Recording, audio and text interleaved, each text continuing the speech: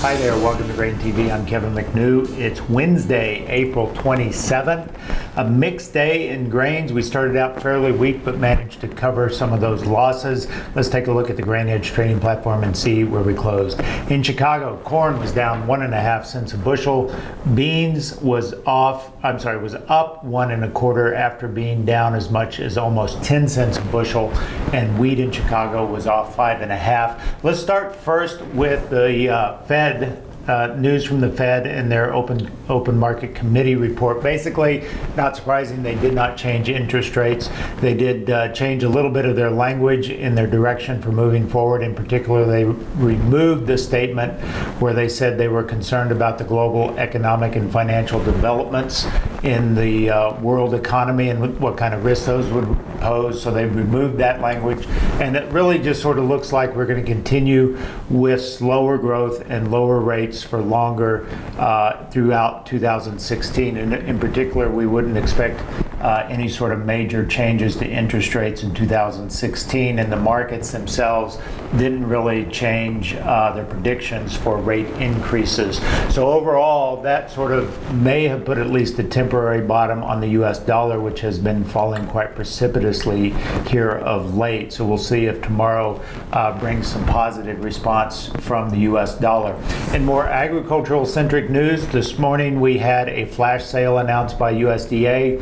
They said that unknown destinations bought 393,000 metric tons of soybeans, most of that being for old crop delivery, 350,000 metric tons for old crop delivery. So this was sort of confirmation of what the market has been fearing, that Argentina's slow harvest would lead to more business for the U.S. grain sector, and in particular, we got that today.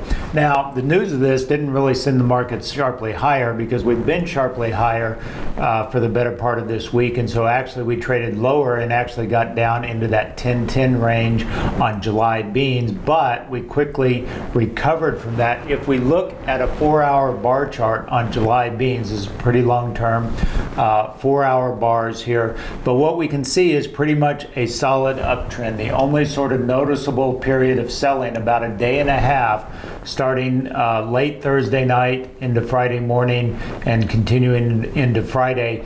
That period saw us reach a high of 1040 before reversing lower into the 990 range, but we have been marching higher since that, and today we continue to sort of make a run at that overhead resistance around that 1030 mark, trading as high as 1029 3/4 a couple of times today, but never being able to take it out. So, watch that mark, that 1030 mark in July beans. I wouldn't be surprised if we take it out.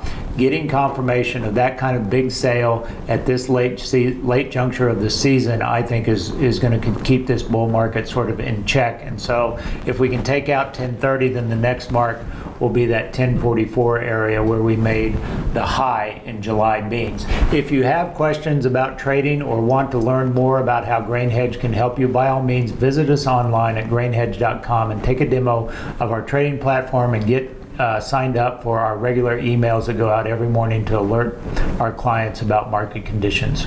Silver right now is at historically low levels. Starting with the financial crisis of '08, silver prices made an epic run from $10 an ounce to $50 an ounce in just 3 years. Silver looks poised to make another run higher. Here's why. Today's headlines show wide-scale economic risk, central banks using negative interest rates to stimulate economic growth, and the continued explosion of government debt around the world. All these factors are creating a flight to safety in physical metals. On the fundamental side, high mining costs limits new silver supplies, while demand for silver continues to expand through rapid use in cell phones, plasma TVs, and batteries. All these factors suggest taking action at today's prices before silver reaches $25 an ounce. Our precious metals desk at GrainHedge can educate you about investing in physical metals. Their goal is to put the most amount of silver and gold in your hands at the least cost. To get started, contact Rodney at grainhedge.com or by phone at 877-472-4607.